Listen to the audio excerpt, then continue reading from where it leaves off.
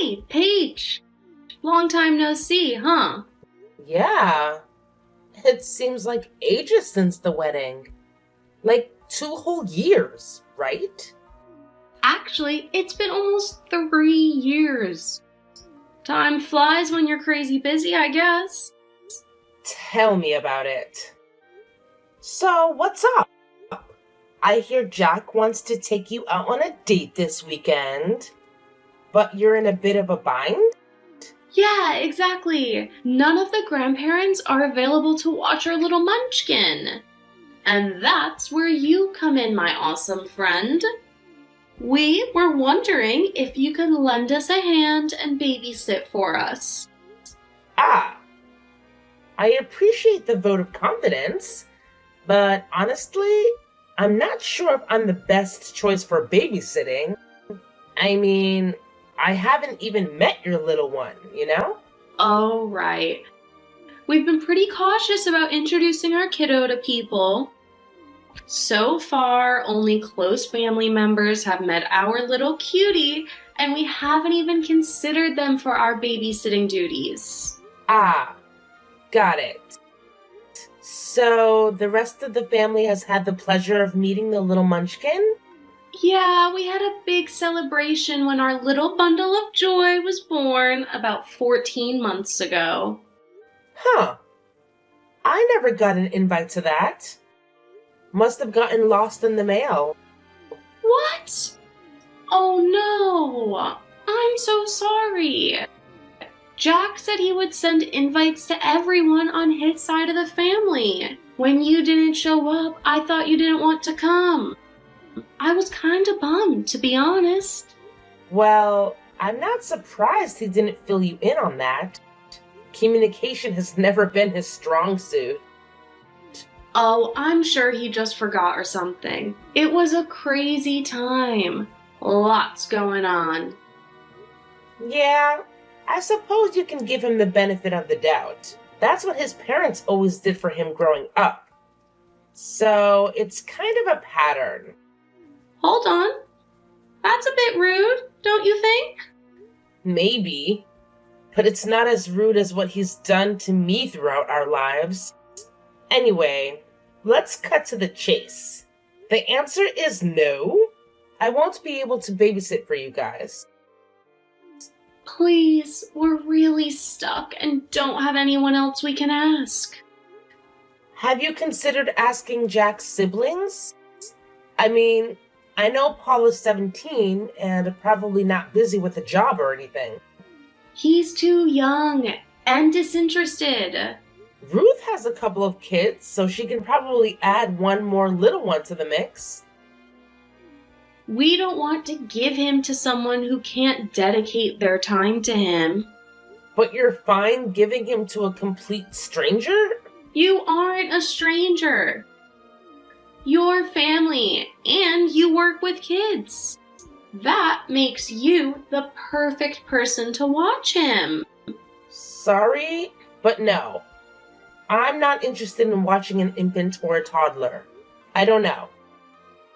Is there any way we can change your mind? We could pay you if you need money. No, sorry. I think you should find someone who knows your child. At that age, they can be very difficult with people they don't know. And it sounds like you guys are probably overprotective. How can you say that? We just want to make sure he's safe. And that is perfectly fine. But that needs to include making sure you leave him with people he knows. Okay, fine. I'll see if I can find someone else. What's this? I hear that you won't watch little Jack this weekend. Hi, Jack. I'm surprised you have my number. My parents gave it to me. Theoretically, they're my parents too. I've been telling you since high school, you aren't family. They aren't your parents. Yes, I know that's how you feel. The entire school knew how you felt about me. Get over yourself. The people in our school didn't care about you. That's right. It was you The popular jock that was loved and adored. No one else mattered with you around. Are you being sarcastic now? You're so bitter and jealous. It's ridiculous. Sure, nothing is ever your fault. Knock it off before I tell my parents. Still making that threat, huh? It's almost like you never grew up. Shut up. I'm married and I have kids. You're just some child care worker who hasn't finished college. Of course, it's no surprise no one wants you. That's probably why you work in childcare. You make it sound like I dropped out of college. You realize that I'm still in college, right? I've still got a few years left before I earn my degree. And since you didn't bother going to college, I don't know why it matters that I haven't earned my degree yet. I don't need a degree for what I do. If you had half the brain you think you do, you would know that. I'm in sales. I have charisma. That's not something that can be taught. You must be right. Now, if you don't mind, I need to get back to work. I do mind. You need to watch my son this weekend so my wife and I can go out. Have any of the members of your family who you invited to meet your baby do it? I don't trust any of them. They don't have a lot of experience with children. Ruth does. Are you really that stupid? She's not going to put our child first. I don't know why you think I'm a suitable person to watch your precious little Jack. After all, you didn't trust me to come to the celebration of his birth. I didn't want you to ruin the celebration. You're always such a downer. Well, there you go. That's not the kind of person you want around your baby. He's a toddler. So that's the right level of thinking. Especially if you're as good at your job as you claim. You can try to flatter me as much as you like, but the answer is still no. Good luck. Fine. I'm gonna tell Mom and Dad. You'll be watching Junior one way or another. Peach, I'm very disappointed in you. Well, hello to you too, Dad. Don't give me that. You shouldn't talk to your brother like that. As I've been telling you for weeks now, he doesn't see me as family. Are you really bringing that up again? I expected better of you. I'm not saying that he used to feel that way. He still feels that way. And since I know you aren't likely to believe me, here's what he said when trying to tell me I had to babysit his kid. Well, that's only because you were picking a fight with him. Ah, yes. It's such a reasonable response to me being annoyed that he excluded me from stuff to say that I'm not actually family. Thanks. I feel very loved. You know that. Your mother and I love all of our children equally. I know that you guys actually believe that, and that's perfectly fine. I don't understand why you want to keep having this fight. It doesn't help anyone. I'm sorry, but I just find it hard to put up with your biological son. He has done nothing to convince me to help him. You should realize that it is an honor for you to be asked at all. Your siblings are bummed that he won't even consider them. Poor Ruth took it particularly poorly. I can't imagine she's an amazing mother. I don't know why they keep saying they don't trust her. They're sure that Jack Jr. will not be treated as well as her kids. That's absolutely not how she'll treat him. I know I didn't say they were right, but at the same time, I understand how they can be so protective. Jack has always wanted a large family with a lot of sons. It makes sense that he would be so protective. I guess. But that still doesn't make sense why he's so insistent on having me babysit. He clearly doesn't want anything to do with me. I know you two have always had a more contentious relationship than our other children. Don't let that affect your current relationships, though, especially with your nephew. I guess you're right. Yeah, Ruth wishes they would ask her to watch Junior. Despite your relationship with Jack, he still trusts you. You need to make sure you remember that. He just shows it differently. Besides, you know it wasn't easy for him to have so many adoptive siblings. As the eldest boy, he took it seriously. I guess. So why don't you help them out this time? If you and Jack can't work it out, you don't have to help him again. You'd be doing your mother and I a big favor. We feel bad that we can't watch the baby. Okay, I'll do it. Great. Make sure you contact them right away. They're considering staying home. You can't let them know? Oh, come on, you're an adult. You need to put the past behind you. Okay, I'll let them know. That's a good girl. Hi, Betty. It's Peach. I'll take care of little Jack this weekend. When do you need me there? Yay! I'm sure you'll love it. He's such a cute little guy. I'm sure he is. Jack was always really popular in high school. What does that mean? Oh, you know. He was good at sports. And people found him attractive. It makes sense that you guys would have a good-looking kid. Yeah, it's just like a dream. I married a gorgeous man. Now I get to stay home and raise our adorable little children. I feel like the luckiest person in the world. Right. Well, I need to get back to work, but I'll need to start planning for this weekend. Jack said that it's going to be a surprise, but we're leaving around 4 and should be home by 9 this Saturday. That's a good chunk of alone time. I hope you have a great time. It's the first time we've really gotten to go out and be adults. It will be so much easier with you watching him. I mean, kids are your life, right? I do really enjoy playing with them. They're so smart and learn so quickly, and the things they do are cute. See, you're perfect for watching our little angel. I'm sure that you'll have a great time. I'm sure it'll be fun. Will I be able to come meet him before watching him? Sorry, but things are pretty hectic. You see, I'm expecting again. It's early, so no one else knows yet, so please don't say anything. Congratulations! That's amazing! You must be having a lot of fun with Jack Jr. Don't worry, I won't say anything. Great!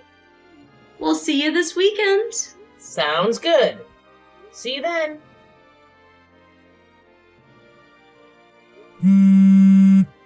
Hey, Betty. It's after 11. I thought you were going to be home around 9. Oh, sorry, Peach. We're having so much fun. We should be home by midnight. Okay. I'm glad you guys aren't hurt. But I really need to get home to study. It's just one night. I'm sure it won't interfere with your studies. I have to finish a report before Wednesday and finals start this week. Well, it's not like one night is going to be too much of a disruption. Okay, but please be home by midnight. I still need to get some stuff done. It'll be fine. Betty, you guys really need to come home. I have to get home and take care of my dog. How come you didn't take care of your dog before leaving? That is so irresponsible. You said that you would be home hours ago. I should have been home by now to take him outside. You really need to learn to plan better than this. So how long do you guys think you're going to be out? We're at a hotel now because we're too drunk to drive home. You've been drinking? While you're pregnant? Stop texting my wife. We asked you to babysit, not nag us. She's pregnant. She shouldn't be drinking. Let her know enough to get drunk. What is wrong with you two? Shut up. I'm not gonna take this from some orphan. Jack, you fool! Text me back now. Oh, how immature. You've blocked me. Well, I hope you guys enjoyed tonight, because I'm never gonna help you again.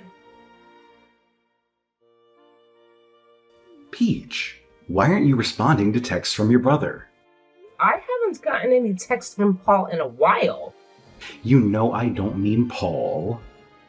I'm talking about your older brother, Jack. Oh, I don't see him as family. Are you gonna start that again? When are you going to grow up? Probably in a few more years. After all, my brain is still forming.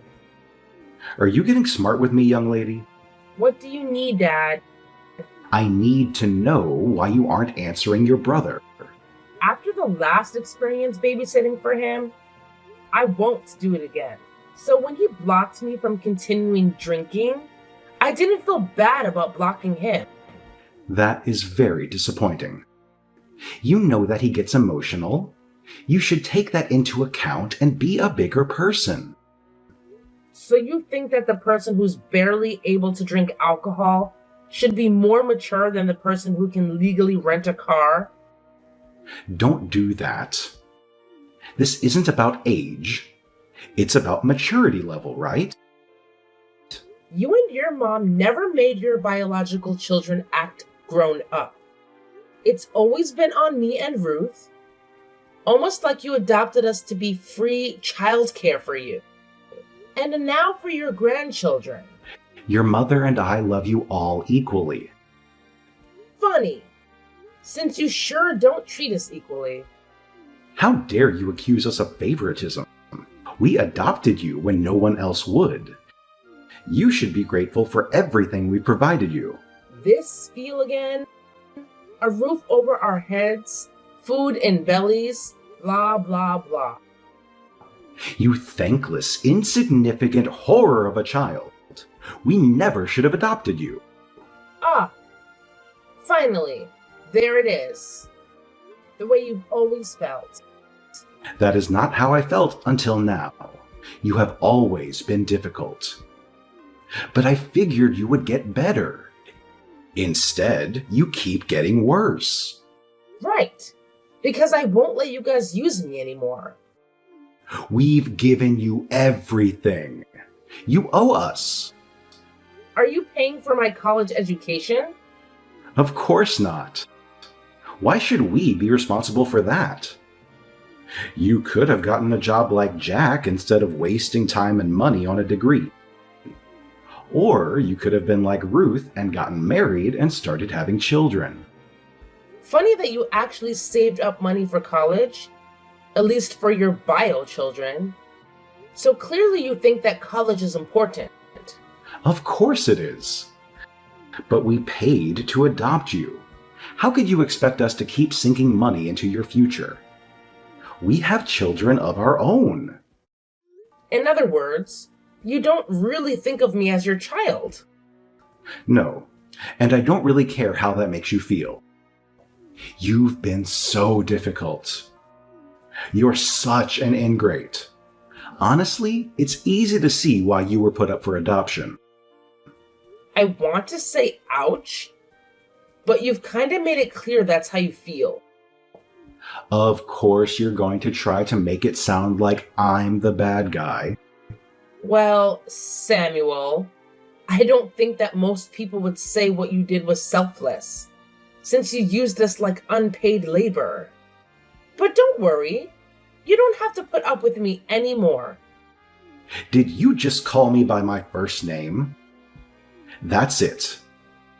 I am cutting you off. I'm not sure how you think you can cut me off. You haven't paid for anything for me since I was started working at 16 years old. I let you live in my house. You charged me rent after forcing me to get a job. You were wild and uncontrollable. I was teaching you how to be an adult. Jack stole a car, assaulted over half a dozen people, and cost you thousands of dollars in high school. But sure, I was the problem child. See what I mean? You're so vindictive and horrible. You won't let the past be in the past. You were the one to talk about what I was like as a teenager. All I did was point out that your son was far worse. Yet he didn't have to do anything. That's because he's my child. You aren't. Thanks for saying it. From here on out, I won't bother to contact you or anyone else in your family. Good luck, Samuel. You're gonna need it. Hey, Peach. I just wanted to check in on you. Hi, Samuel. Doing fine. Did you get the $100,000 I sent you a couple of years ago? I did. Thank you so much. The timing really couldn't have been better. Your mother died not long after that. I don't have a mother. Of course you do. Or you did. Judy was your mother. She raised you. Oh. You mean the woman who made me do most of the chores? The woman who made me cook a lot of the meals? She was only slightly less terrible than you and the rest of the family. I mean, she didn't insult me all the time. Just behind my back. That is not fair. You know how rough it was to raise you. What do you want, Samuel? Please, call me Dad. I'm your parent too. No, you aren't. The money was to pay you back for room, board, and food you provided. So you aren't anything to me now. That's very harsh. How can you say that about family? I wouldn't say that about family, but you made it clear that I am not family. So I'll ask you again. What do you want, Samuel? Well, we have fallen on hard times. Jack lost his job and they're about to be evicted. I'm sure Judy left him something. Or you could mortgage your house for him. I already did that. I don't know where the money went, but they're about to be homeless. They can move in with you. I don't want to have 5 screaming children in my home. These are supposed to be my golden years. Well, if you're okay with your family being homeless, that's on you. But you clearly have money. You could help them out. I do have money, but it's for my family. The people who love me unconditionally. We are your family. Scroll back up and read what you said to me. We are not family. Then who else do you have? Your parents abandoned you. You have no one else but us. In 8 years, I haven't heard one word from you. You never cared what happened to me. The fact that you think you can contact me to bail you guys out now is just revolting and sad. It's not like you have anything else better to do with your money. I spend it on my family. What family? I'm married with children of my own. What? Why didn't you invite us to the wedding? We should be there to celebrate the big life moments with our daughter. First, you guys didn't invite me to Judy's funeral. Second, I'm an orphan, remember? You're breaking my heart. You would have to have a heart first. Why? You ungrateful wretch. It never takes long to get that mask to slip. I'm gonna contact your husband. I'll come to your job and ruin your reputation. How are you going to do that? You don't know what I do for a living. You must have married into money. Because I know you used to work in childcare. Yeah. I didn't think you bothered to listen when I told you what degree I was working towards. No, I didn't marry money, Samuel. I earned it on my own. Then I'll find out where you work and I'll ruin you. You should be ashamed for abandoning us in our time of need. That will be difficult because I've changed my name. What is it now? And I don't live in the same state anymore. So I guess that means you'll need to focus on your family instead of harassing the kid you mistreated. I don't believe you. Why would you still have that phone? Because I knew eventually you would contact me. I hope that maybe you would actually have something kind to say, or that you would apologize. Instead, you prove that you saw me as a way of getting more money. What should I apologize for? You were horrible. And you can have the rest of your life to never have to talk to me again. So, I finally unblocked Jack. And boy, did that open up the floodgates for texts. Between Jack and Samuel, my phone was blowing up with the evidence that these guys were a serious threat to me and my family. Samuel eased off a bit after getting hit with a court order to stop harassing me, but Jack? Well, he never was the sharpest tool in the shed when it came to understanding boundaries.